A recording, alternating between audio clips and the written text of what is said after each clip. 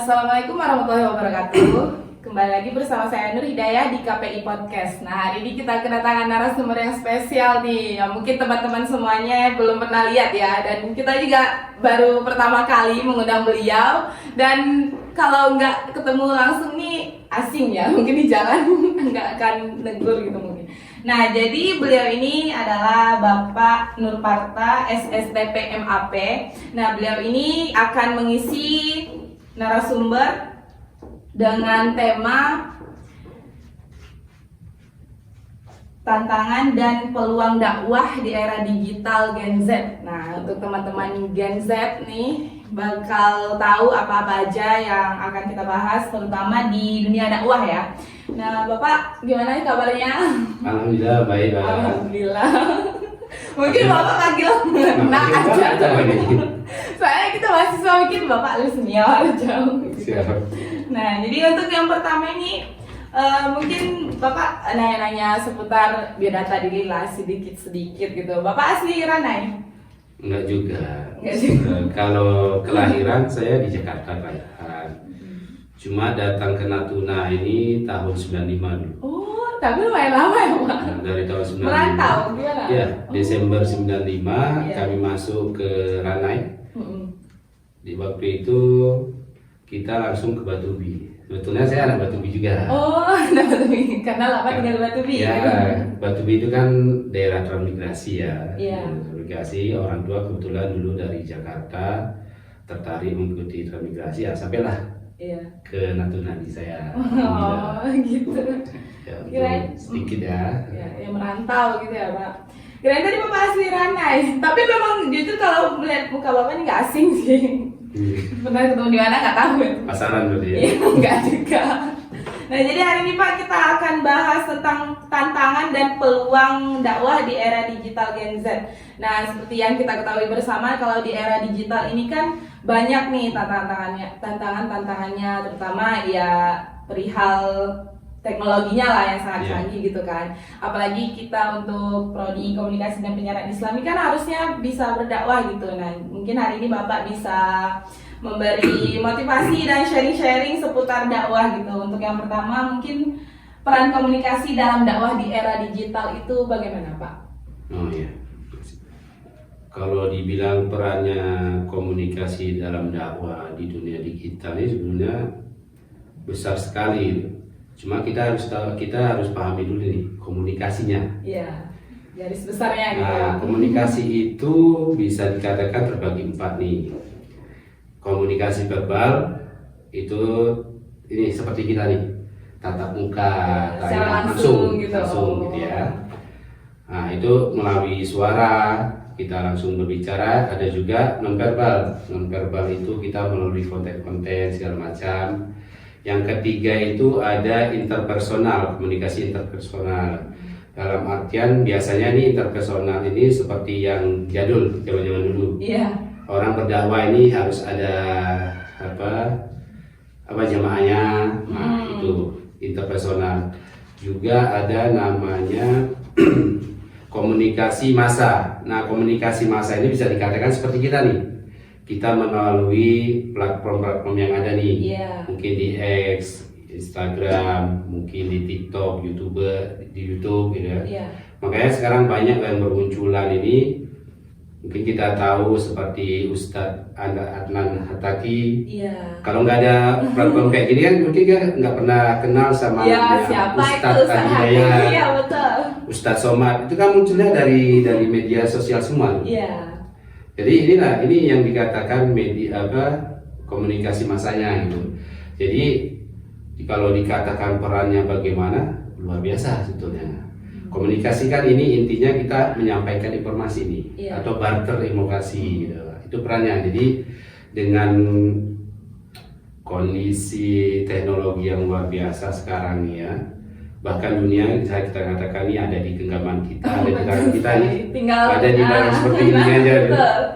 Bahkan ini gadget ini menggeser semua.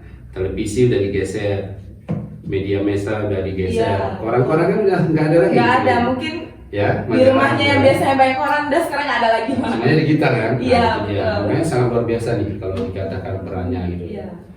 Jadi ya dikatakan sepenuhnya perannya itu positif enggak juga. Ibarat kita ngerokok nih, dulu saya perokok juga, sebelum saya kuliah saya perokok nih. Kita ngerokok ini antara kretek dan filter. Ya. Nah itu, jadi enggak semuanya teknologi ini serta merta kita makan semuanya enggak juga. Jadi gimana caranya kita menyaring gitu. Berarti jangan ditelan mentah-mentah gitu ya. Jangan mentah-mentah, karena kan hati-hati di situ nanti ada timbulnya, bisa dikatakan nanti fitnah lari, kasihan gitu. Kalau untuk peluang yang dimiliki seorang pendakwah di era digital Gen Z ini apa, Pak? Kalau kita karena kan bersaing dengan ya konten-konten hiburan lain gitu dibanding konten dakwah. Kalau kita berbicara tentang Gen Z atau sekarang kayaknya lebih keren Gen Z ya. Iya, Gen Z. Kita harus tahu dulu nih. Itu yang generasi-generasi ini lahir di Indonesia ini sebetulnya mulai ada itu tahun 46. Generasi pertama itu kita harus pahami dulu nih. Generasi pertama itu namanya baby boomers. Baby boomers. Nah, itu tahun 96 sampai dengan tahun 96 sampai 65. Dari 46 sampai 65 ini memiliki karakteristik masing-masing gen. Jadi tahun 66 sampai dengan tahun 80-an itu namanya Gen X. Gen X dulu. Jadi dari 46 sampai 64 itu baby boomers. 65 sampai 80 itu Gen X. Ya. 81 sampai dengan 96 itu namanya Gen Y. Atau disebut milenial. Oh iya. Nah, ini kelahiran tahun berapa? 2003. 2003. Gen Z lah ya. Enggak juga. Jadi Gen Y itu dari 81 sampai tahun 96. Itu Y. Milenial. 97 sampai dengan tahun 2012. Itulah yang namanya Gen Z. Gen Z. Nah, 2013 sampai sekarang itu namanya Gen Alpha. Jadi masing-masing gen ini memiliki karakteristik karena sesuai dengan tahunnya nih. Kalau yang baby boomers itu rata-rata mereka nih masih jadul ya, Pak? Ya, hitungannya jadul lah bahasa sederhana. Mereka nih disiplinnya tinggi, agamisnya juga karena kan itu tahun-tahun yang belum mengenal teknologi yang secanggih sekarang gitu ya, Pak? Betul. Terutama di situ juga kita awal-awal merdeka nih. Transisi nih dari dijajah menjadi bebas gitu kan. Nah, jadi di 64 di tahun 64 ini kan masih ada juga nih. Kan kayak pemberontakan PKI kan di 65 gitu. Nah, jadi dari 65 ke tahun 80, nah itu udah mengalami nih pekerjaan udah mulai membaik. Rata-rata nih di Gen X ya udah membaik lah. Gen X ini ekonomi keluarganya udah bagus atau keluarganya orang tuanya ini mungkin udah bekerja, bisa jadi udah jadi pegawai. Jadi mereka udah mulai transisi nih dari yang tadinya tambah jadul, ini sudah mulai ke perbaikan taraf hidup gitu kan. Terus masuklah ke Gen Y, milenial 81. Nah ini saya nih, tahun saya nih. Milenial ya, milenial. Dulu saya merasakan nih, awal-awal kayaknya HP masih HP 3310 dulu Nokia ya, awal-awal keluar tuh. Nah, jadi tebel gitu ya. Itu udah mulai merasakan nih teknologi ini udah mulai berkembang. Tapi di situ masih terbatas. Bahkan dulu kita mungkin tahu, pernah kenal namanya wartel ya? Tahu, telekomunikasi warnet gitu. Nah, dulu saya merasakan tuh. Kita telepon ini keluar berapa biaya yang kita habiskan gitu, pikirannya keluar gitu. Itu saya ngerasain tuh. Tapi pas itu udah ada yang punya handphone sendiri juga. Udah. Nah, cuma nggak semuanya gitu. Nah, itu masih HP apa ya? BS ya, Black Center. Sampai kayak gitu. Cuma bisa telepon, SMS, telepon, SMS. Ya, gitu. game yang ular itu, Pak. Ular. Ya, snack apa tuh? Menjelang ini sesuai pengalaman saya nih, tahun saya katanya. Di 2000-an, di 2004 saya kuliah, 2005 lah. Saya merasakan itu perubahan dari yang namanya teleponan doang, SMS-an doang, Iya. itu beralih ke BBM. Nah, iya betul. BBM Messenger. Mungkin pernah tahu. Benar. Bahkan dulu masih pakai juga sih pas MTS, ya. ya, dulu kan HP-nya nih BBM juga kan. Iya. Kotak-kotak. Nah, itulah BBM. Setelah itu kan peralihan nih, sekian lama barulah kita mengenal yang namanya WA. Ada Instagram. Kalau dulu kan Facebook belum ada, WA belum ada. Ada namanya Friendster. Punya Friendster nggak? Friends. Pertama sekali itu ada kalau kita itu saingannya sama-sama BBM gitu ya, Pak? iya. Oh. Tapi di waktu itu namanya Friendster. Ya kurang lebih seperti Facebook. Oh. Kita bisa upload foto, video, segala macam aktivitas kita di situ. Iya. Kalau untuk yang sekarang kan ini ada namanya WA nih. Sebelumnya ada BBM. Ada juga itu MIRC. MIRC itu chattingan juga. Saya ngerasain tuh. Berarti banyak ya aplikasi chattingan ya, Pak? Ya dulu ya, gitu kan.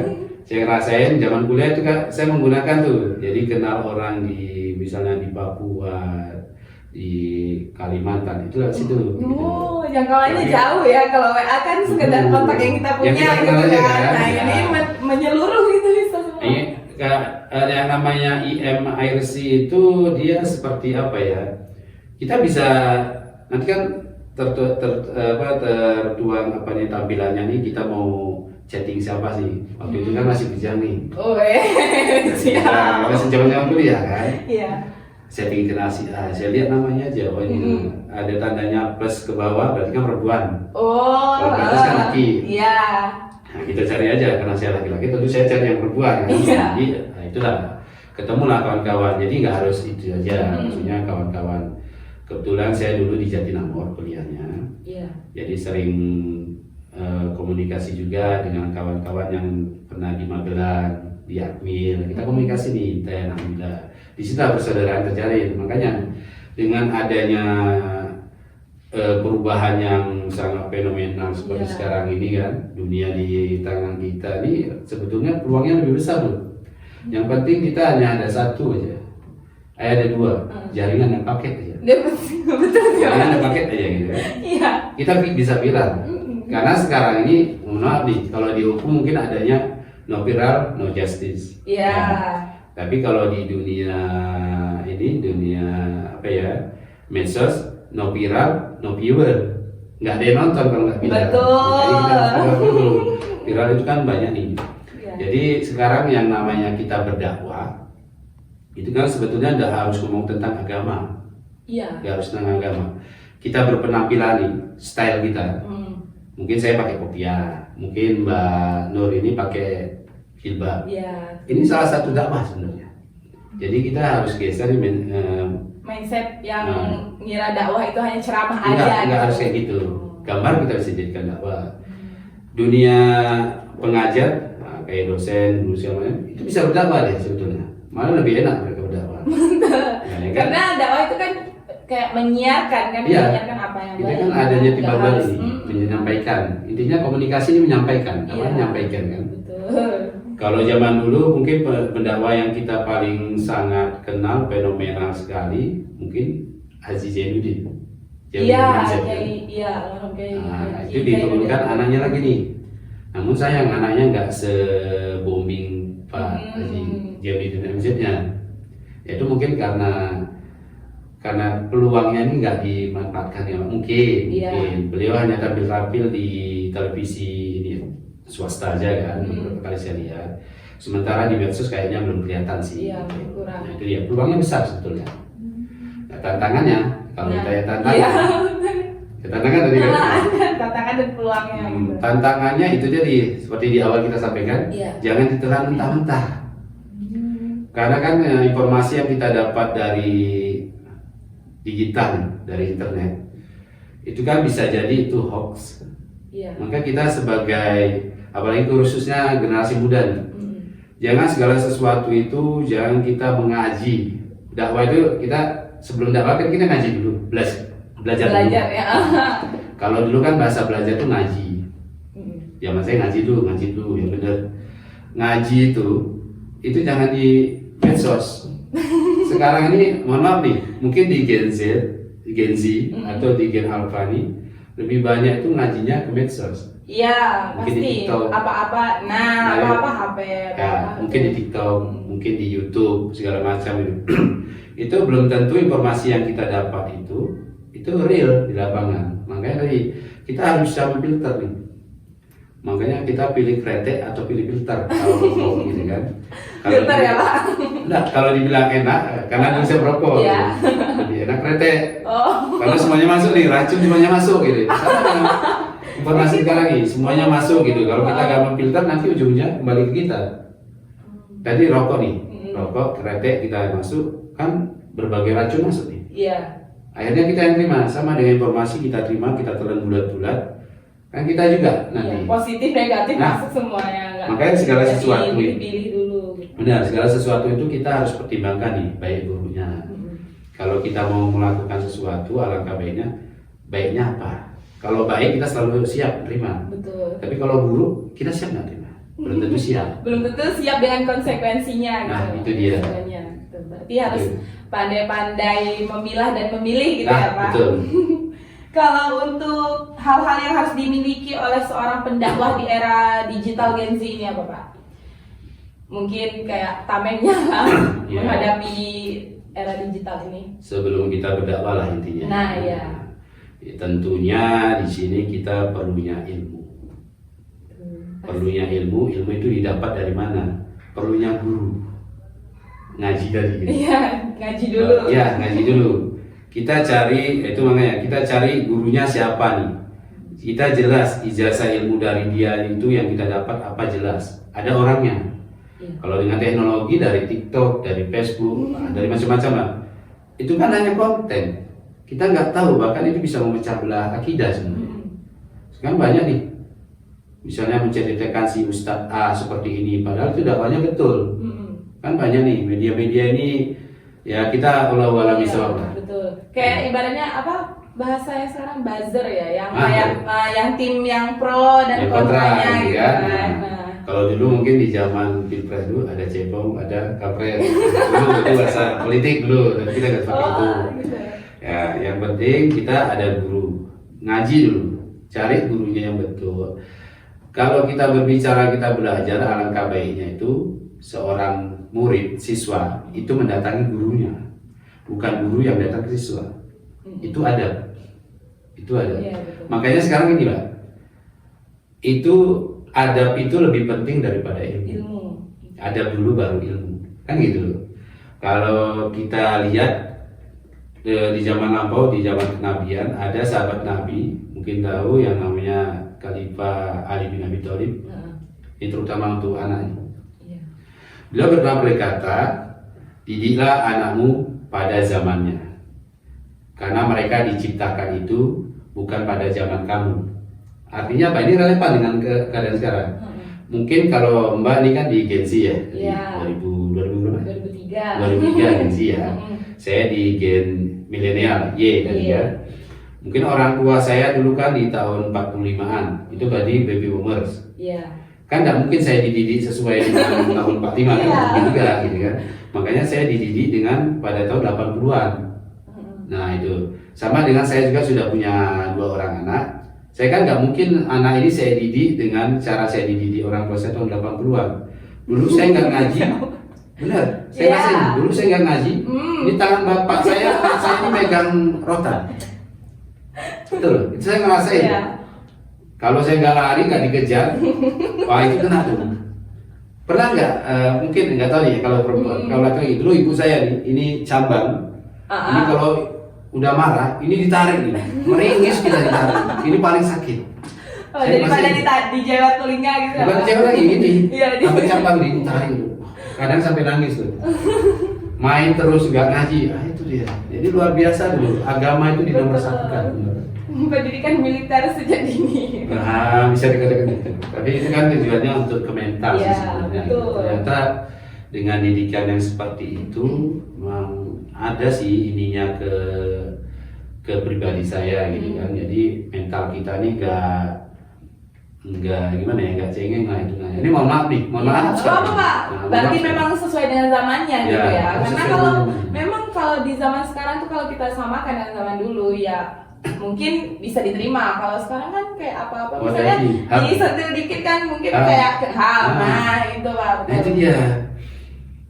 Tadi saya sebutkan ini memiliki karakteristik masing-masing gen itu. Baby boomer itu karena dia disiplin, agamisnya kuat. Oke, itu saya akui itu. Masuk ke gen X tadi. Iya. Gen X itu kan mulai perekonomian udah membaik. Ini taraf hidup udah mulai membaik nih. Mungkin itu masih menurun.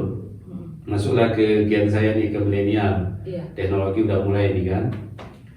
Kalau dulu kan kita lihat karakteristik baby boomers ini rata-rata dulu mungkin pernah tahu nggak yang namanya celana cutbray? Oh, tahu.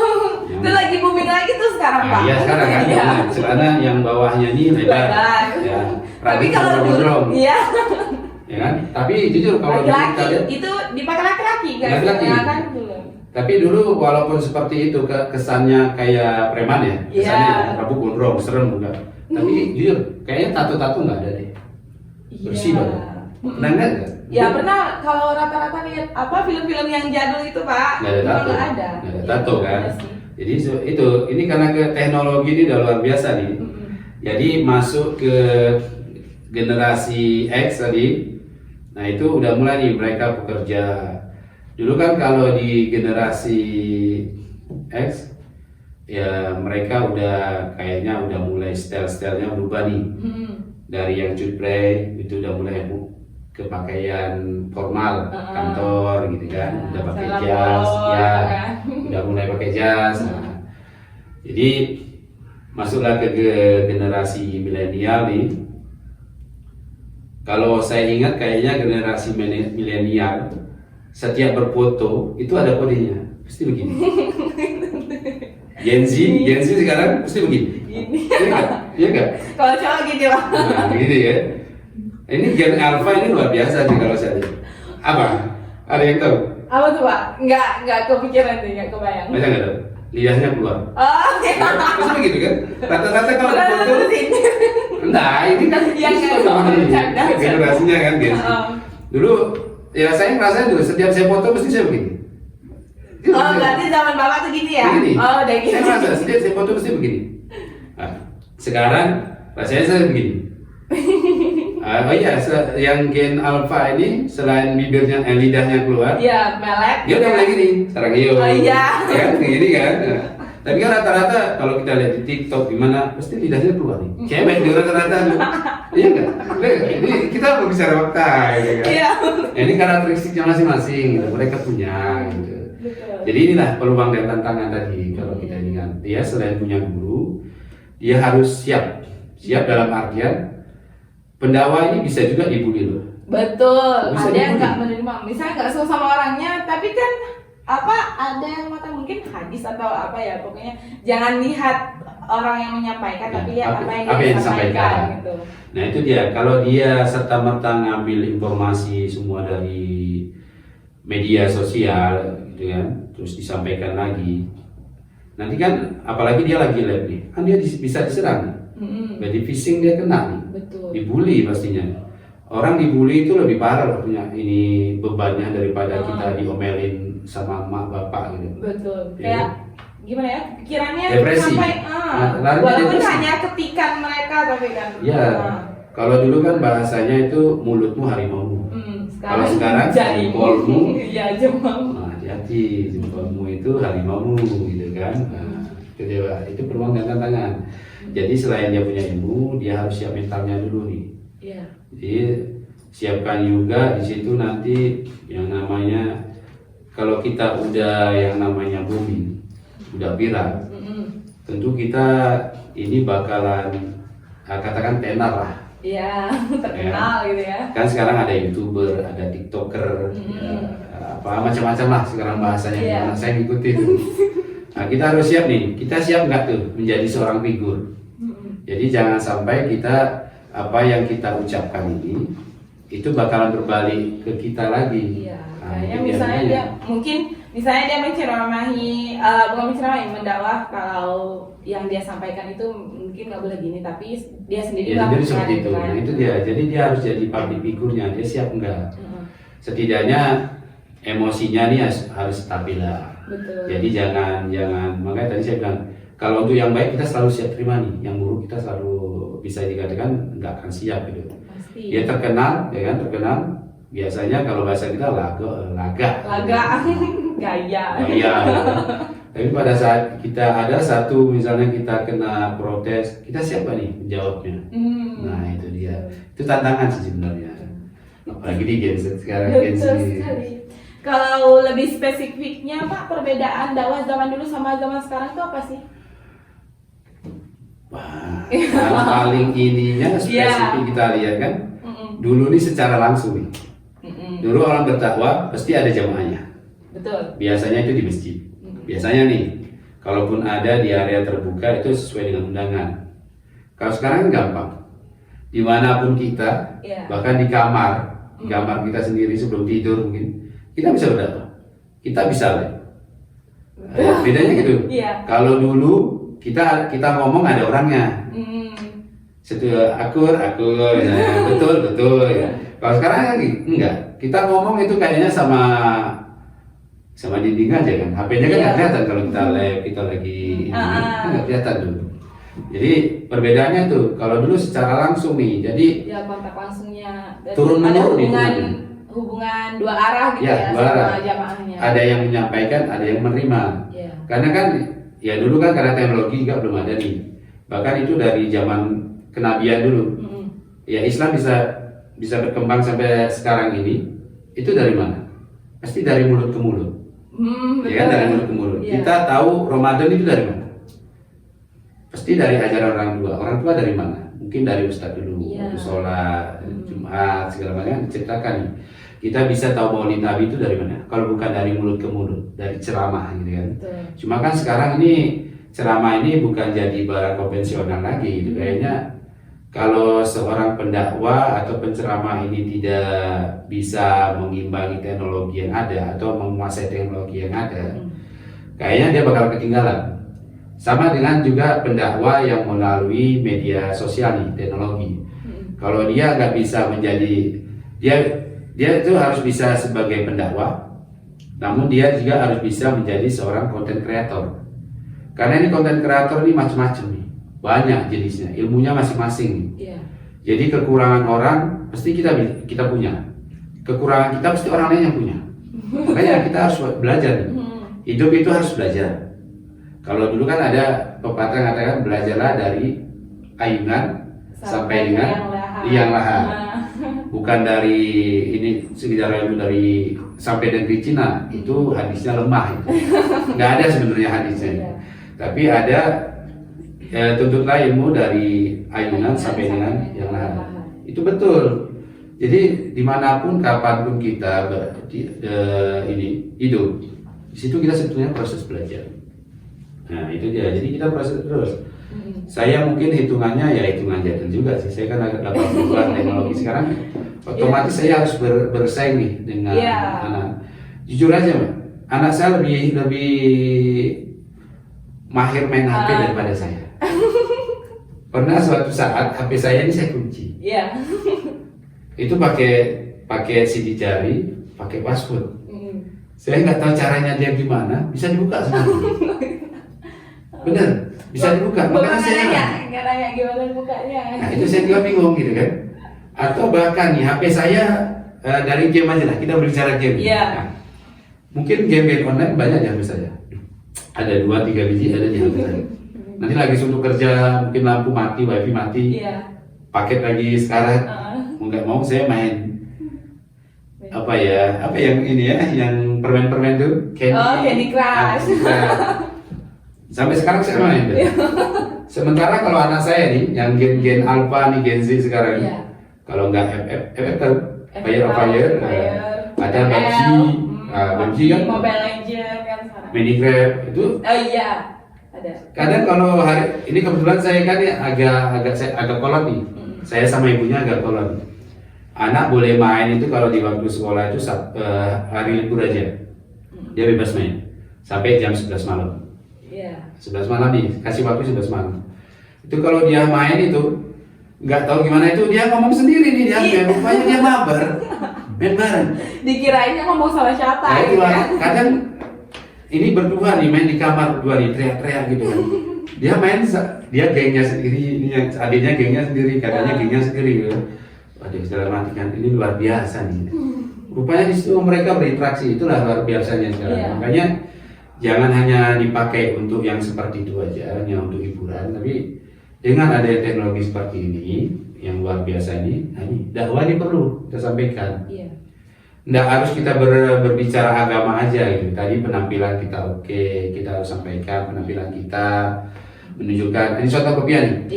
Mohon maaf nih, orang Yahudi juga pakai kopiah. Betul. Ya namanya kalau nggak salah namanya tipot. Kopiah dia kecil, di sini kecil. Mereka pakai. Cina juga pakai kan Pak yang ini kopiah juga. Saya pakai yang hitam kan, yang putih. Ini kan mencerminkan nih. Mungkin kita secara nggak langsung ya kita berdakwah lah. Saya jujur, rambut saya tipis. Rambut saya tipis. Ke kantor saya tetap pakai kopiah. Ke kantor kopiah itu bukan untuk sekedar untuk rambut saya, bukan untuk sekedar ini saya udah ada ubahan nih, udah keluar uban, bukan sekedar untuk uban, enggak. Tapi memang untuk khusus saya mau menunjukkan saya ini Muslim. Jadi walaupun itu berarti atau enggak bagi orang lain, yang penting saya tunjukkan. Saya menanamkan saya ini seorang Muslim. Ya, jadi saya pengen nunjukin lah bahwasanya kita hidup harus seperti ini loh. Setidaknya ini kan salah kopiah ini kan jilbab salah satu identitas. Kalau jilbab udah jelas tuh di surat Al-Ahzab ayat 59 itu Allah udah bilang ulurkan jilbabmu seluruh tubuh. Ya. Al-Ahzab 59 tuh. Bukan nunggu siap nunggu apa sebenarnya kan. Nah itu sebetulnya wajib, hitungannya wajib gitu. Jadi dakwah itu tidak harus dengan berbicara agama. Tapi sekarang kayak kebanyakan ini memang itu nunggu siap gitu. Padahal kan wajib ya Pak. Ya itu dia. Nah ini juga belum tentu nih. Khususnya perempuan. Berjilbab mungkin di area-area publik. Coba lihat setelah dia di area publik, keluar dari area publik, dia masih pakai jilbab enggak? Kan kadang kuliah pakai nih, jujur aja. Mungkin kuliah pakai jilbab. Coba nanti kalau dia jalan ke pantai, pakai nggak jilbab? Belum tentu pakai kan? Nah, makanya kalau kita mau berdakwah, kalau dapat nih pesan, nggak usah dakwah dulu ke orang lain, dakwah dulu ke pribadi. Diri sendiri. Gitu. Diri sendiri, dari diri mungkin keluarga kita dulu. Karena kita miris ya sekarang nih. Mungkin mohon maaf nih, mungkin di sini juga pernah viral kan? Ya kan pernah ada yang viral mungkin bisa disebut tapi pernah ada yang viral bahkan masuk ke berita pemberitaan ya.